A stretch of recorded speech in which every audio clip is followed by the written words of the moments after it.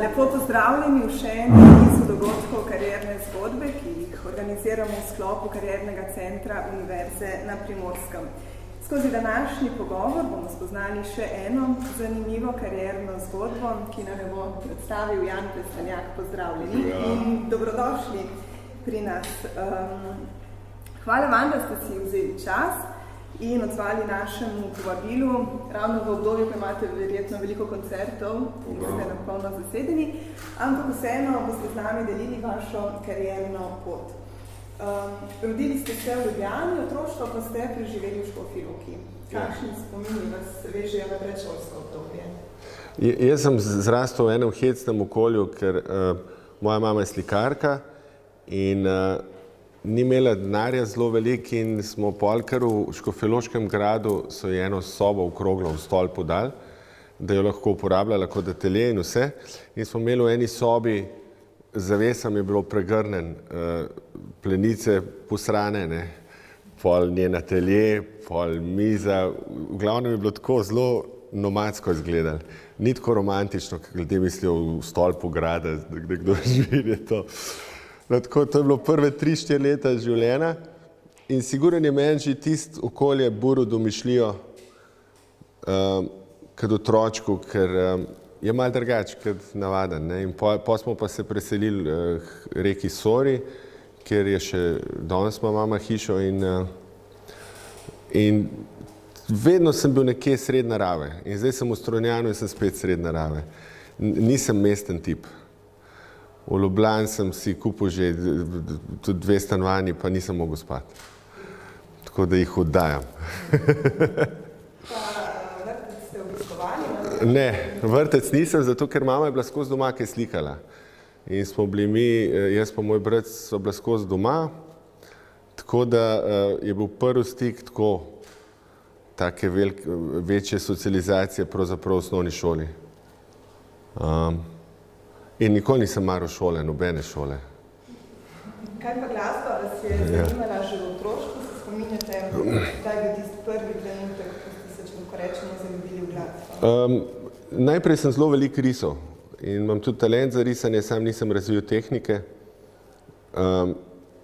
In risal sem viteze in dvorjane in zraven sem poslušal klasično muziko, čeprav jo noben doma ni poslušal. Ne vem, od kje je to priletelo v moje življenje. Tako da jaz, kitaro sem pa začel igrati iz ljubosumja do starejšega brata, ki je 6 let starejš in je začel kitaro igrati zaradi tega, ker je bil fan Andreja Šifrerja takrat in je hotel njegove komade igrati, se mu je dobro zdel in potem jaz, kot mulček, sem rekel, jaz tudi hočem nujno kitaro in sem pri 5 letih začel. So mi že eno manjšo kitaro kupili, ker nisem mogel ta velike sploh prijeti. Dobro, pa bi znal ta vaš glasbeni talent mama morda? Ne, tako sem rekel, iz ljubosumja sem težil in težil, hočem jaz tudi igrati kitaro, tako kot brat, ne. Ampak so pa spodbujali ta vaš talent? Ja, vedno je bilo, nikoli me Ben ni silil, tudi v šoli, da moram biti odličen ali karkoli. Vedno so samo rekli, tisto, kar te zanima, v tistem je fajn, da si res dober, ne. Ostalo pa, se spomnim, oče izme rekel, sam da je dvojka, sam da gre čez, pa je v redu. Srednjo šolo ste obiskovali v Ljubljani, sicer srednjo glasbeno baletno šolo. Kako ste se odločili po osnovni šoli, kdo ste usmeril v? Jaz sem pri 12 letih imel prve, najprej se mi ni dal vaditi kitare, res se mi ni dal. In so morali doma, sem se švercal, ker sem bil toliko slab, ne, v kitari, da je moj prvi profesor Uroš Lovšin, kitarist od Buldožerjev, je rekel, s tabo ne bom kol nič, ne, to ni šans. Doma podpisuj točno, koliko minut si vadil in naj ti starši podpišejo, ne. In potem jaz seveda, so mi malo potuho, da jak nisem to vadil, so kar podpisali. Ampak pol me pa v enem momentu, ko sem bil star 9 let prijel in sem začutil, to je pa fajn, ker nekaj znaš, ne. In potem sem pri 12 letih bil že v Jugoslaviji, sem dobil zlato medaljo ali prvo nagrado v svojem letniku kitaristov. In potem sem to še ene 3-krat zmagal v celi Jugoslaviji. Potem se mi je pa fajn zdel, ne. Sem rekel, se to pa znam, ne. In sem tudi malo začel vaditi in potem sem se odločil, da grem na srednjo glasbeno in sem imel spet srečo, ker zmeraj sem imel dobre profesorje. Je bil pa Tomaž Šegola, ki je tudi pisal učbenike, mladi kitarist in super tip. Nikoli nisem imel zategnenega profesorja, ki bi hotel samo klasika. Vedno so imeli tako eno odprtost, so mi dajali. No in potem sem srednjo glasbeno zaključil in sem bil res, pravzaprav v mojem letniku, tako najbolj obetajoč klasičen kitarist. Pa čist slučajno, mislim, že v srednji šoli sem začel sam neke pesence pisati, neke inštrumentalne stvari in potem smo imeli celo nek band jazzerski in potem je začel jazz skozi bolj privlačiti. In sem na Walkman posnel, ko smo imeli še une Walkmane s kasetam, kar 3 svoje skladbe. In sem poslal v Ameriko na Berklee College v Boston, ker sem slišal, da imajo, ne vem, da lahko njihovo štipendijo dobiš, ne. No in potem sem dobil za 4 leta njihove štipendije ameriške, ker oni blazen cenijo avtorstvo, inventivnost in karakter. Ker vsak je lahko virtuoz, če vadne, če je discipliniran. Sploh se mi zdi ena pomembna stvar, karkoli delaš v življenju, a si zdravnik, ekonomist, glasbenik, kuhar, sta zame 2 lastnosti. Disciplinirana budala. Ker če si samo budala v pozitivnem smislu, ni nič, ne? Lahko špricajo ideje, lahko si inventiven in ne znaš to ukalupati. Če si samo discipliniran, si dolgočasen, si flat, ne, ravnica. In se mi zdi, da te 2 pola v vsaki stvari sta toliko pomembna, da si res dober, ne. Če se še malo vrneva v obdobje srednje šole, kot ste omenili, ste se spogledovali tudi z jazzom, imeli ste svojo skupino, Interaction Jazz Group, in sodelovali ste tudi z Big Bandom RTV Slovenija. Vse, kar se mi je ponudil, sem prijel. Kako pa je prišlo do ustanovitve skupine? Ne spomnim se, nimam pojma. Ne spomnim se, kje. Ne vem, ampak jaz se spomnim, da kamorkoli so me poklicali, sem prišel in rekel hvala in so rekli, koliko smo dolžni, sem rekel, ne, samo še kdaj me pokličite.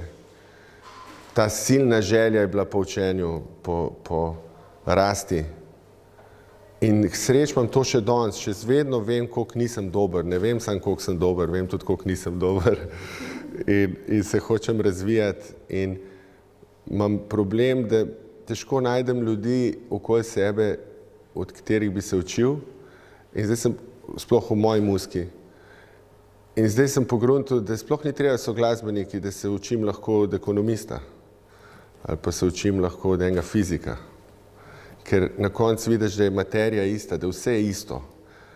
To je zame neke vrste Bog, ko spoznaš, da v vsaki stvari moš prepoznati bistvo in ga gojiti in vse narediti, da to bistvo pride najlepše ven. Tako, kot jaz rečem, v muziki je pesem kralj, kraljica, ne? In mi vsi glasbeniki smo tukaj sam zato, da to pesem posredujemo ljudem. V trenutku, ko misliš, da si večji od pesmi, si se zajebal, ne? Ker pomeni, da si v offside stekel s svojim egotom, ne? Pred pesem. In isto pri kuharju velja, če ti naročiš en dober kos mesa in on okoli da 100 začimb in 100 okusov, s katerimi izgubiš esenco tega mesa, je slab kuhar, ker ni razumel, da je bistvo tega krožnika meso, ne? In isto zdravnik, ki je ortospecialist in reče, ja, samo un del ledvice ga zanima, ne razmišlja pa, kako ta ledvica je povezana z srcem, z jetri, z celim telesom, je slab zdravnik, ne? Tako da v tem jaz ogromen razmišljam. Torej, kot ste dejali, ste študirali tudi v tujini, v Bostonu. Ja. Kako ste se počutili v tem večjem milijonskem mestu, kako ste se tam znašli, navezovali stike, študenti? Jaz nimam lepih spominov, ker nisem imel denarja in sem bil en revček tam, imel sem šolnino od Amerike plačano, starši so mi plačali pač, da sem lahko tam bival, ne, In že to je bilo takrat zelo veliko, ker mi smo bili še v Jugoslaviji. Lih vsem osvajali smo se spomnili, da smo zastavo dali iz hiše slovensko in so vsi gledali, kaj pa je to za ena zastava. No in šel sem na college, šel sem domov in vadil sem 8 ur na dan kitaro in pisal note. Nisem imel denarja za žurat, bil sem en revček, kaj bom zdaj tam osvajal neke punce, če sem čist lole, ne zaden. Tako da v glavnem je bila ena pot, stanovanje, college, stanovanje, pa ene 3krat v letu pa pol smo šli do morja, tam v downtownu, ker enostavno ni, res je bilo tako, se ve, da se bedno sliši, zdaj bi vi radi slišali neki wow, ne. Nič ni bilo wow, ne. Ampak je pa dober, ni bistvena šola. Jaz sem se tam naučil najprej z 18 leti, v Ameriko, brez telefona, interneta. To danes bi se kar verjeten mularija, bi se malo sral, ne? Ker si sam. Jaz se spomnim, tudi klic domov je treba bilo naročiti prej, da sploh neka se veza vzpostavlja, pa tako, ne. No in ti si zdaj tam na faksu in si sam in si brez denarja in nič ti ni jasen in ti se moraš boriti za profesorje in zveš, ta je dober, tega bi bilo fajn imeti, ne. In prideš tja zjutraj ob 7, da boš podpisal se v njegov klas in je že Japončkov 20 in Kitajcev, ki so prišli v 5, ne. In pol poštekaš, a jaz moram priti še kaj noč, da bom prvi, ne, drugače ne bom prišel v klas, ne. In je že borba za profesorje, ne. In to je fajn, da se že 18-letnik navadi boriti. No in jaz sem se največ naučil, kar se tiče tega občutka, da se moraš stalno v življenju boriti in da nič ti ni dano in en občutek samostojnosti sem dobil v Ameriki. To zdaj, kaj sem se naučil? Naučiš se lahko po knjigah, danes se lahko po YouTubeu ljudje učijo, saj to, ne. Bolj se mi zdi pomemben da se stabiliziraš kot človek, mlad človek, ne, in da te ne zlomi vsaka stvar. Po vrnitvi v Slovenijo pa ste študij še naprej nadaljevali v tujini in sicer v Avstriji na glasbenem konzervatoriju v Celovcu. Kaj ste točno tam študirali? Tam sem pa študiral 3 leta jazz kitare, vmes sem pa že služil denar, ker sem se vozil 3krat na teden gor. Tukaj sem pa po osnovnih šolah nastopal in se zjutraj vstajal in verjetno se mi je toliko zagablo vstajanje zjutraj, da zdaj me noben pred 12 ne zbudi, ne. No in tam sem se pa čistko, kako bi rekel, obrtniško naučil. Obrtniško sem se naučil nekih stvari, ki je dobro ta znanje imeti, ki je neko orodje v prihodnosti, ne. In pol zadnje leto, ko sem prišel k profesorju, je rekel, prvi dan je rekel, Jan, jaz te nimam več kaj naučiti. Sem rekel, okej. Je rekel, zdaj boš mogel sam delati, ne. Sem rekel, čaka, pa bom jaz en let se zdaj vozil 3krat na teden, sam da mi už papir na konec dal, ne. Je rekel, v bistvu ja, ne. Sem rekel, ška, to pa ne bom, ne. Tako da nimam diplome. Ste že kot otrok vedeli, da se boste doživljali z glasbo, kot to, što ste preizkušali v različnih poklicnih vlogah, kako je bilo to pri vas? Ne, po otroštvu, oziroma, ko sem bil teenager, sem si želel biti frajer, ne, da bojo punce gledale, pa da bom imel verjeten, jaz se zdaj ne spomnim, ampak vsi, ki smo na odru, je to nek manko, pokrivamo nek manko. Jaz se včasih sprašujem, kaj ta moj manko bil kot otroček. Malo sem bil buckast, mogoče, pa kakšne punca mogoče me kdaj zavrnila, pa je bil že trigger, ne. Ah, jaz bom pa že, ne. Tako da nikoli ne veš, ne, zakaj je to. Ker biti na odru, tudi to, da so zdaj midva tukaj, pred vami, čeprav vas ni veliko, to je ekstrovertiranost, ne. Zakaj bi zdaj tukaj midva bila, ne?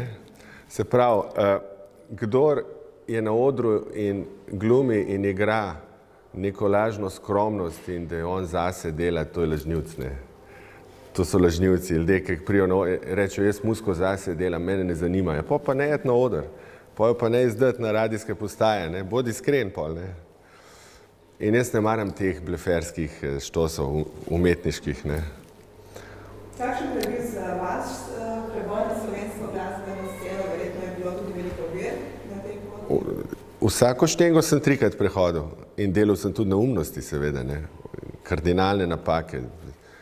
Danes se smejim, ker to gledam, ne. Pa tudi drugi se smejijo in uživajo in mislijo me, da me s tem zajebavali, ampak meni je vse, ker to kletva bo že polne dvorane in je pač to del neke zgodbe.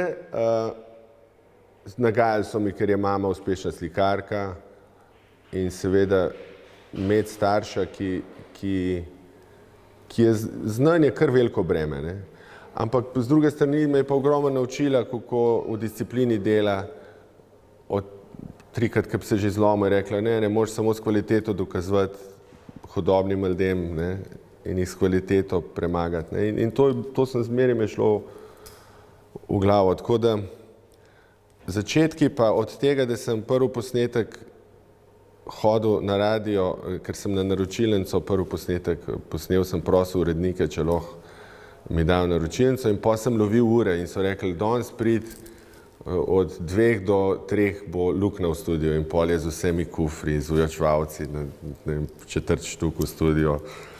In v glavnem sestavil sem prvi posnetek, se ga sestavljal po 41 dni, sem hodil v studio po 1 uro. Grozen, vse narobe. No in potem so mi dali ta prvi posnetek na traku, ker še ni bilo CD-jev, pa nič, ne. In Tomo Perc, pokojni urednik, je rekel, nakle imaš tam malo, ne. In jaz, ko primem un trak, sem rekel, kaj pa zdaj?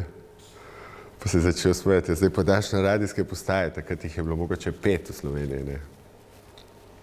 In potem sem jaz klical radije, sem rekel, Jan Plestenjak pri telefonu, veste, jaz sem nov pevc, pa eno pesem sem naredil, bi lahko jaz vam poslal moj komad. In na parih radijih so tudi tako prav brutalno rekli, ma ko te jebe, ne, prav tako.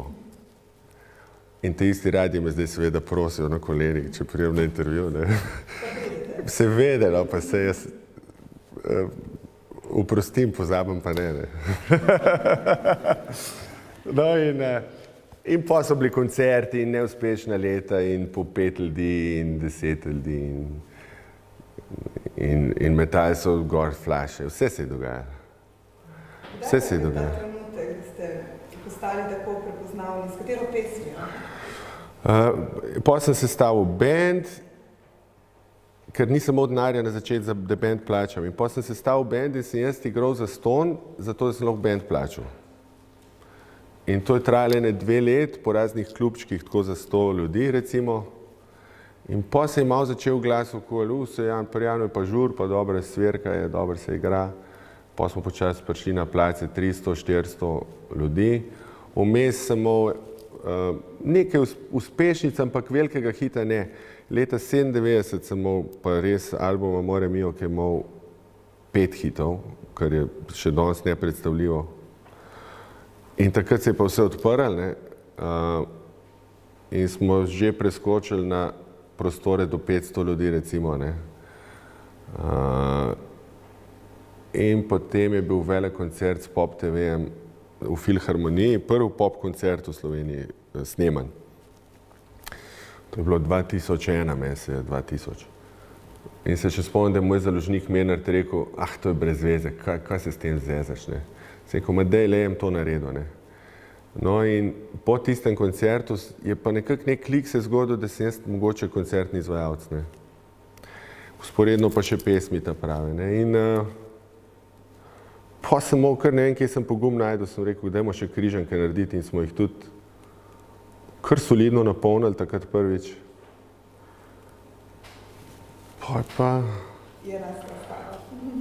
Ampak toliko sem se moral zafrkavati za vsako stvar, da prvič, ko sem Halo Tivoli napolnil, mi je rekla moja PR-ovka, a se sploh zavedaš, kaj si naredil? 20 sekund preden sem na oder stopil, sem rekel, nimam pojma, lej. Sploh nisem občutil, toliko sem se mogel za vsako stvar matrati, nikoli unga zadovoljstva nisem občutil unga vzhičanja ob tem, ne. Tako da sem včasih malo ciničen do uspeha. Ne vem, če je res toliko vreden, kolikor si mislimo. In tudi kaj je uspeh sploh, ne. kaj je uspeh. Mi imamo neko fiktivna merila. A sem jaz zdaj uspešen, če imam toliko hitov in sem najbolj prodajen izvajalec v državi z najvišjo ceno? Ne vem, če sem za to uspešen, ne. Verjetno si uspešen, če si srečen, ne. Če imate publika kakšno vprašanje, seveda se lahko vključite v pogovor in našim gostom postavite vprašanje. Sicer pa besedila za vaše pesmi večini pišete sami. Ja. Odkje črpate navdih oziroma v kakšnem okolju ste, ko pišete? Vsak dan z odprtim srcem in očmi moraš vsak trenutek dojemati, ker je zelo naporen in si pol izčrpan. In mogoče bo danes en stavek med nama meni trigger naredil za pesem, ne.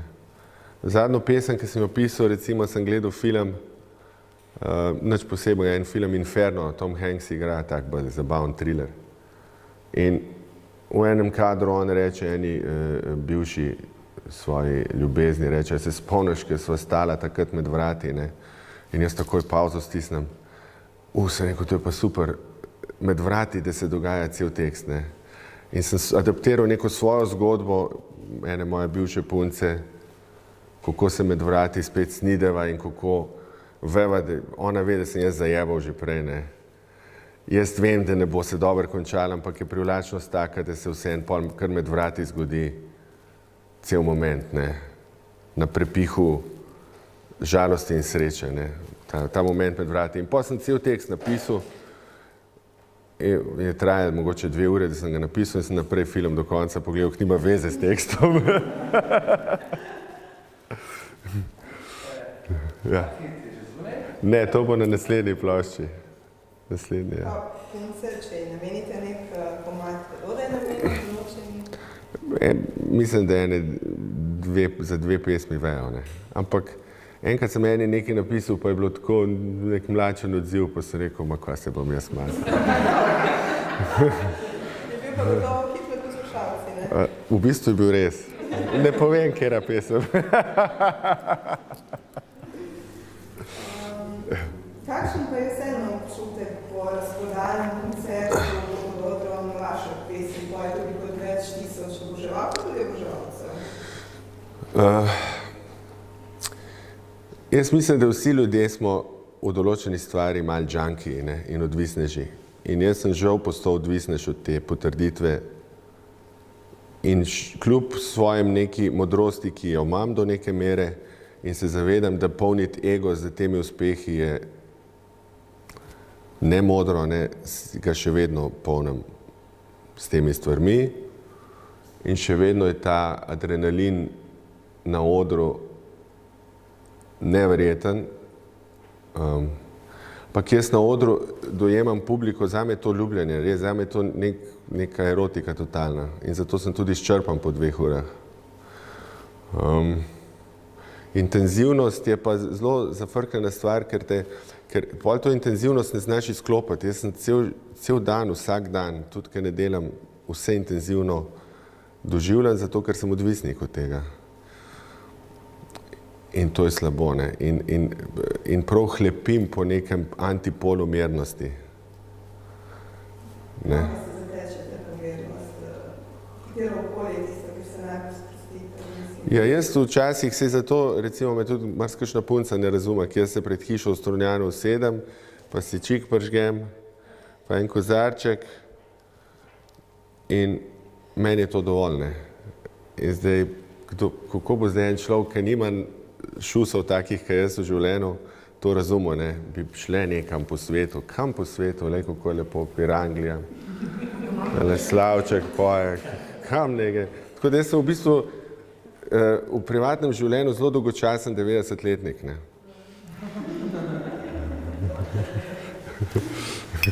Daš pa več energije na koncertih in potem je tako, da doma več svoj ljudi.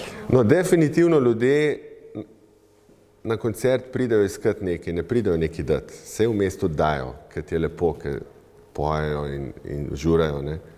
Ampak oni so prišli vzeti in jaz jih ne krivim za to, ne. Zato so prišli tja. Ja, in ti se moraš naučiti nekje nazaj dobiti, ne. Koga pa največkrat vprašate po mnenju o vašem delu? Moj brat je super merilnik. Če njemu pesem ni všeč, vem, da bo hit. Zdaj drug teden pride en nov komad ven, ker sem ga delal za eno serijo od Pop TV-ja in sem mu zavrtel pesem in je rekel, moram te razočarati, veš, da mi je kar všeč, ne? Sem rekel, to je pa navaren, mogoče ne bo nič tega. Kako pa sicer sprejmete negativne kritike? Verjetno niso vedno samo pozitivne. Cel življenje so bile samo negativne. Neka srednja kvazi intelektualna, jaz rečem, salonski intelektualci nikdar priznali, da je nekaj dober, ne. Ker so obremenjeni s punk kulturo še zdaj, ne. Pa nas je punk kultura v 80-ih letih žal postala mainstream, ker punk kultura bi morala biti alternativa, ne. In pa nas je pa postala mainstream in je za 10 do 15 let v vseh področjih, od teatra, slikarstva, muzike, filma, televizije, zbrisala mainstream, ki pa je v bistvu struja, ki je mogoče ni avantgardna, ampak je najširši krog ljudi doseže in je zato zelo pomemben, da je kvalitetna. In zato pri nas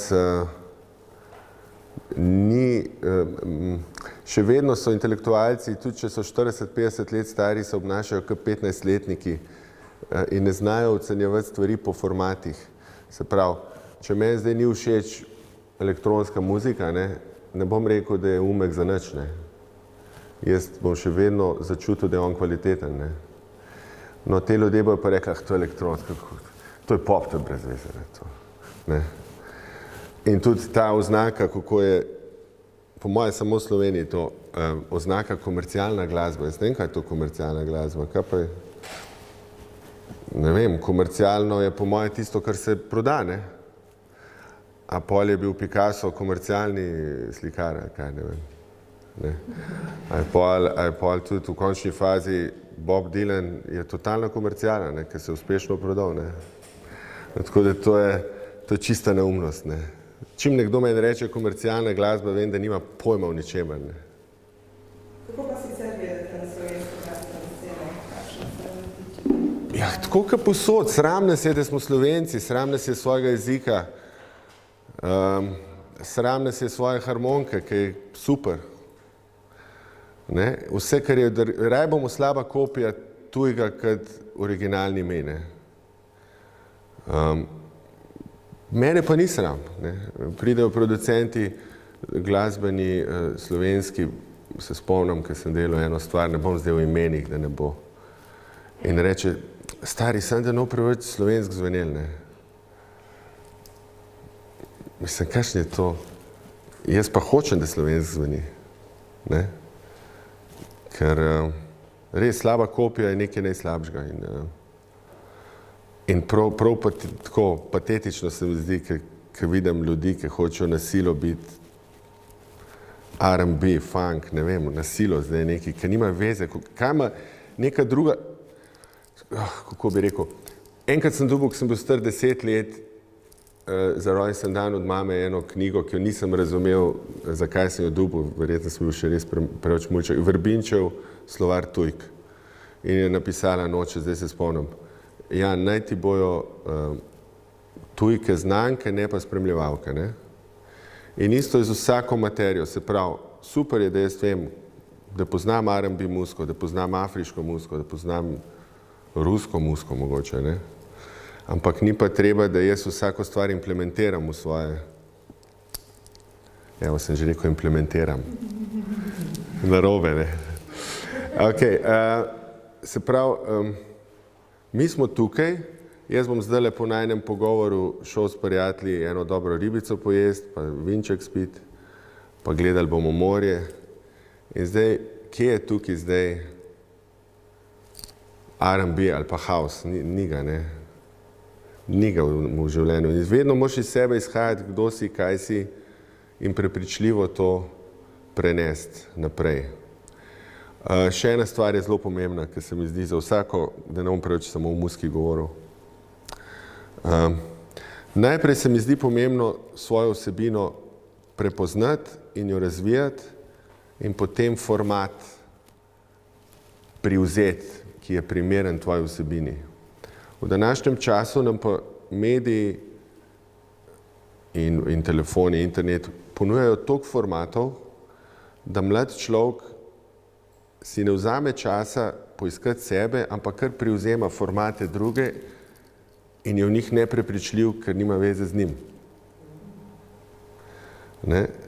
In recimo, če dam na muziko, velikrat se jaz z mladimi glasbeniki pogovarjam, pa rečejo, veš, zdaj bom pa en komad naredil v tem stilu. Čak malo. Naredi ti komad, koliko ga čutiš, začuti ga, da se ti kocine dvignejo, verjemi v to, pol pa razmišlji, v kjer format bi to pasal. Ne?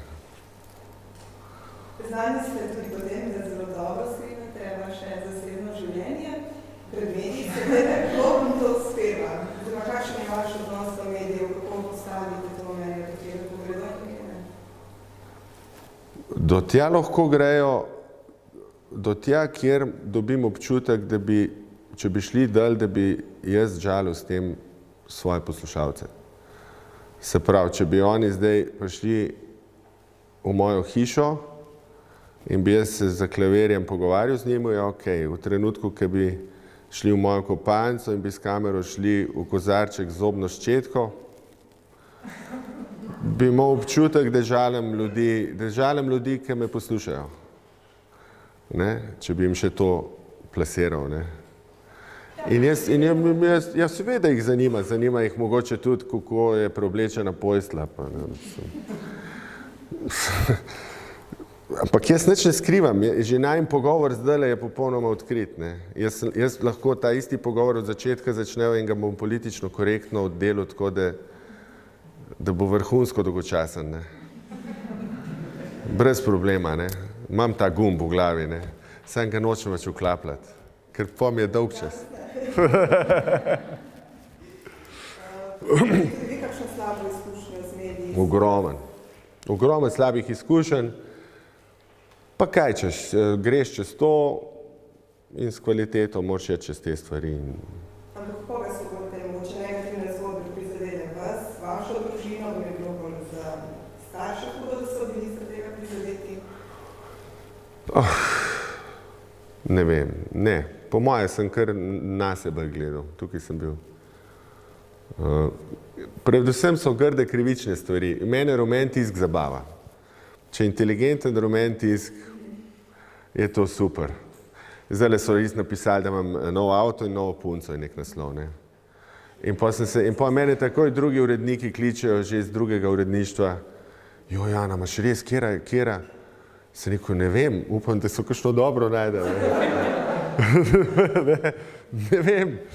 No, tako da to mene zabava. Ampak v trenutku, ko se pa zgodi laž ali pa da nekdo, ne vem, da imaš koncert, pa je 80% poln, recimo, ni čisto razprodan, 80% poln in res izpostavljajo naslov, ja, v pol prazni dvorani, ne. No, to te pa prizadene, ne. Takrat pa sem jezen, ne. Odmeven je bil tudi vaš dobrodelni koncert, skupaj večjo za vas, otroke in družine iz poplavljenih območij, pa tudi sicer ste znani potem na področju dobrodelnosti. Vi zagotovo ne zmanjka, ampak kako vi prepoznate, kje gre za res dobrodelni namen in kje za neko promocijo samega sebe? Jaz ne vem, no. Sej tudi, če gre za promocijo, pa če s to promocijo enemu nekaj dobrega naredijo, je tudi ok, ne. Veš, včasih ti naprej mečejo, ja, naredil si dobrodelen za svojo promocijo. Super, še ti naredi, prosim. Ne. Ker na koncu je, če nekaj dobrega narediš, je to bistvo. Na živce mi grejo v glavnem organizacije, kjer so zelo bogati ljudje, ne vem, ali to Lions, Rotary, in potem zagonijo, ne vem, za večerjo a la carte na glavo 150 €, ženske imajo Louis Vuitton torbice, moški ne vem kva, Cartier ure in na koncu se zbere, na koncu večera nekih 3 ure, ne. To pa znorim, ne. Tako da zdaj to sem že zdavni nehal delati, oziroma od njih zahtevam fiksno cifro, koliko morajo zbrati.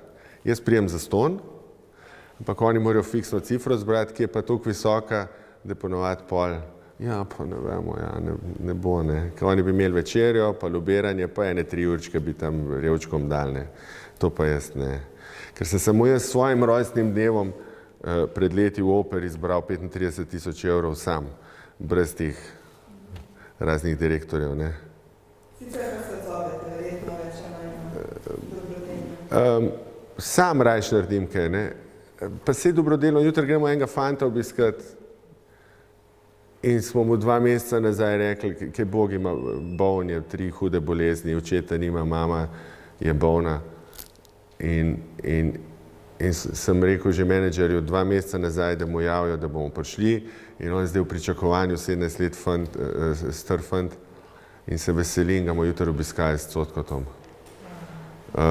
In bo meni veselje naredil. Pa če sem mu naredil en dan v redu, pa je to v redu, ne. Ja. V Sloveniji ste dosegli že veliko. Kakšni so plani za prihodnost? Nimam pojma. Ni nobenega načrta, kariernega načrta. Ne, to je termin, karierni načrt. Ne vem, kaj je karierni načrt. Edini karierni načrt je, da si skozi boljši, ne? Sam pred sabo. Ampak je težko biti v vseh velikih uspehih pri vas. Ja, pa se niso samo številke. V prodajnih številkah ne morem biti boljši, že zadnjih 12 let se vrtim v krogu. Ampak se ni moj cilj številka, ne? Moj cilj je, da sem dober. In tudi, kaj je rak rana zahodnega sveta danes, ne? V bistvu to, da v poslovnem svetu imaš 2 profila ljudi. Ljudje, ki ustvarjajo in je denar posledica, se pravi, v ta segment pade tudi take te kozarce proizvaja, ne, ki ima neko tovarno ali pa jaz, ki pesmi pišem, ali pa se pravi, mi nekaj delamo in denar je posledično pride. In imaš ljudi, ki ustvarjajo denar. Denar je mrtev, ne. Iz denarja denar ustvarjati je tako, kot da mrtvo celico ustvarjaš. To pomeni, da ustvarjaš raka, ne. In meni je zato finančni sektor v veliki meri s svojimi mahinacijami rakasta celica zahodnega sveta, ne. In potem enostavno,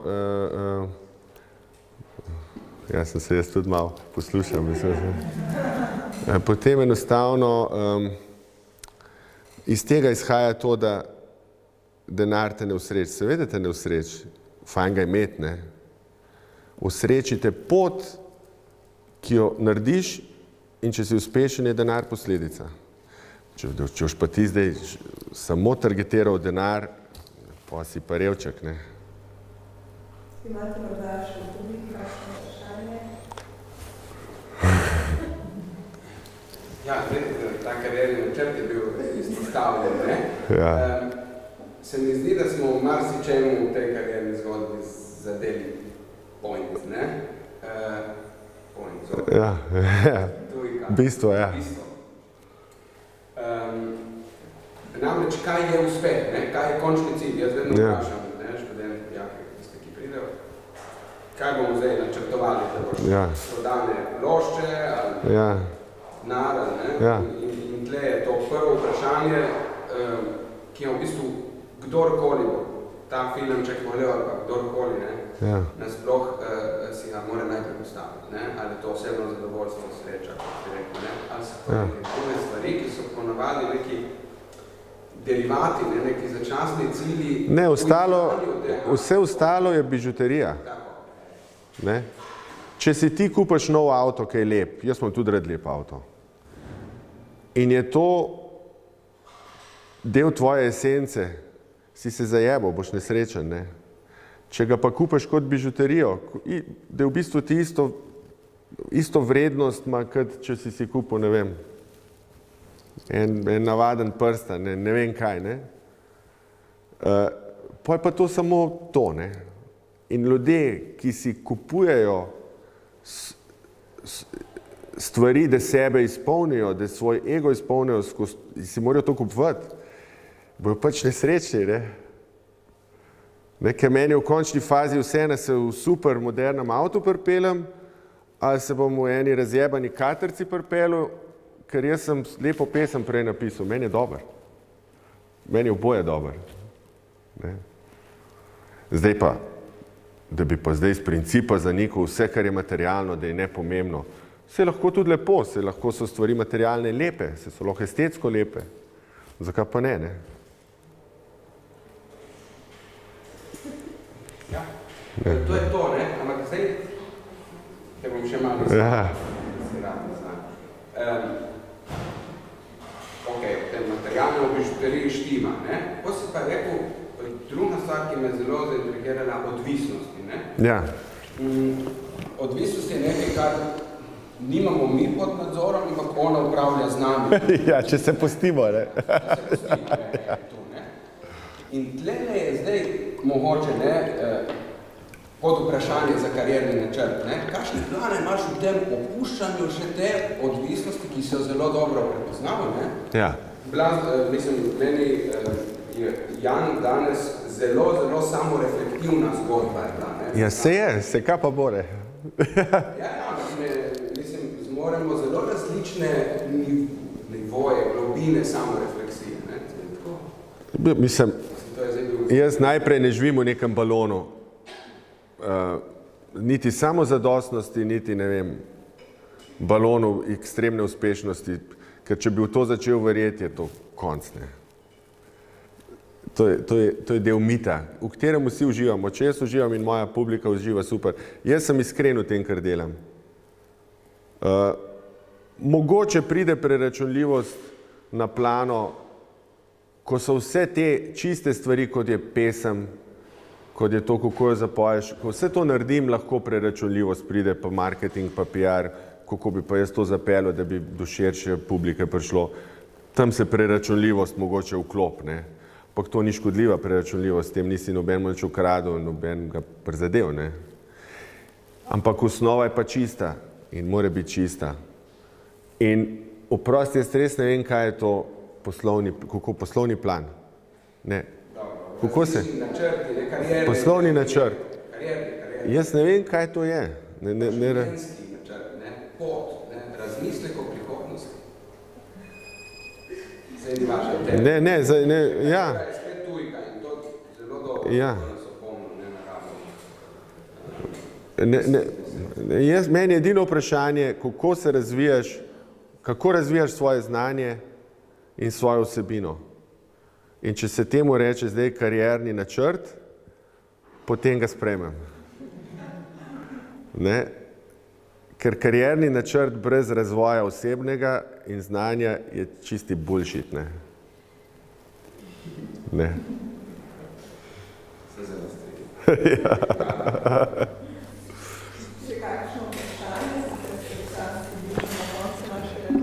A so že spucali hodnik tam, so spucali? Niso.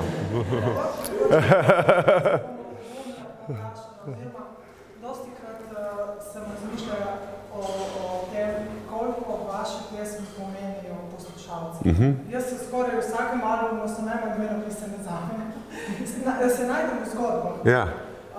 In verjamem, da te zgodbe vse niste mogli sami doživeti. Črpati na vzdih, kot ste preomenili s filme. Pa se imamo midva verjetno podobne zgodbe, ne? Se imamo vsi podobne zgodbe, ne? Bistveno je, jaz hočem biti neposreden v besedilu in zato uporabljam besednjak, ki ga uporabljam vsak dan in tudi danes v tem pogovoru, ali pa če bi zdaj bila midva na kavi. Se pravi, jaz ne uporabljam, ne ornamentiram svojih misli, ampak imam rad čistost, enostavnost in mi je vedno izziv narediti enostavno stvar, ki ni butasta, ne. In zato moje pesmi mogoče odprejo kakšen čustveni kanal ljudem, ne, ker so neposredne, ker niso okranclane z vso možno poezijo, ne, da si pol, ne. Ja. Sem bila frapirana, ker gospod na vašem koncertu Ja. cel koncert primeril in Ja. ste zapeli pesem. Ja. tebi pomostal. Ona sanja v Ljubljani. Ja. Tako da si čist... Jaz sem fasciniran, ker jaz nikoli res, to ni zdaj PR-ovsko, kar bom rekel. Meni se zdi, da je to, kar jaz delam, zelo nepomemben. Okay? Ampak sem vedno znova presenečen, na koliko ljudi je že vplivalo v dosti pomembnih situacijah v življenju, pri njihovih odločitvah.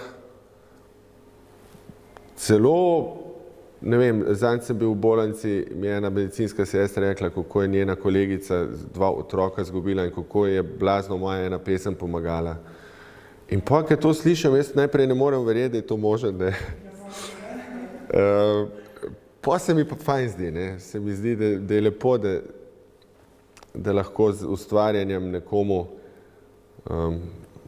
neka čustva pomagaš mogoče skanalizirati. Ne?